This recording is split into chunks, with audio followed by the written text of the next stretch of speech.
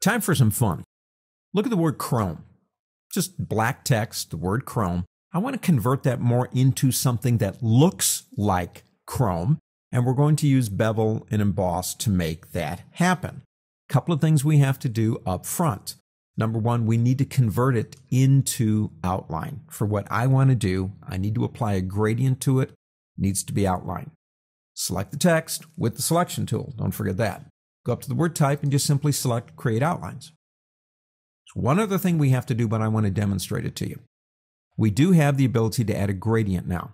So I come over here, and if you're working in my work document called Chrome Bevel AI, I've added some gradients over here for you. And if I click on this one, which is called Steel, look closely at what it did. It applied the steel gradient to each letter separately. In some cases, that might be fine, but I wanted to apply it as if Chrome was one object. And in order to do that, I can't just group it. Grouping's nice, but Illustrator still says it is several objects. So let's undo what we just did. What we have to do is one more step. Go up to the word Object, go down to Compound Path, and select Make.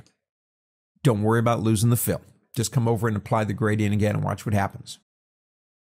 Notice the gradient is applied as if it's one object. I really do like that object compound path feature because sometimes it can really get exactly what you want going. In Illustrator, I need one object. Now I got one object.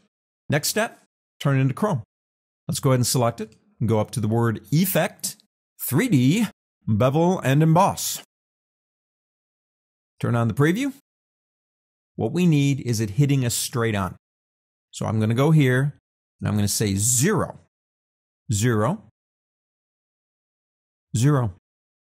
We need it facing us straight on. We don't need an angle, but we do need a bevel. So we're going to go into bevel right here and change that to like a complex 4.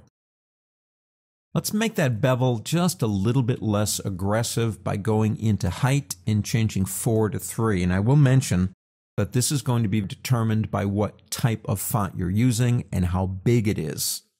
So don't just use the number 3 because I did. Depends on the font you're using and everything else. We don't need to do anything else here. We can click OK. So we have it looking a lot more like a piece of Chrome. Let's bring it down here. Stick it into this area. That doesn't actually look too bad. Let's go ahead and select it one more time, go up to the word Effect, go down to Stylize, and put a drop shadow on it to give it a little bit of depth. I think that blur needs to be a little bit more. Let's make that about a 10. Just a little bit more blur. Everything else I think we can leave alone. Click OK.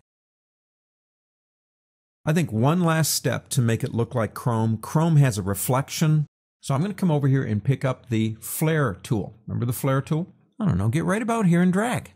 How big do you want this flare to be? And there you go. A plain piece of text converted into Chrome, a flare to give it a little bit of pizzazz, all through Bevel and Emboss.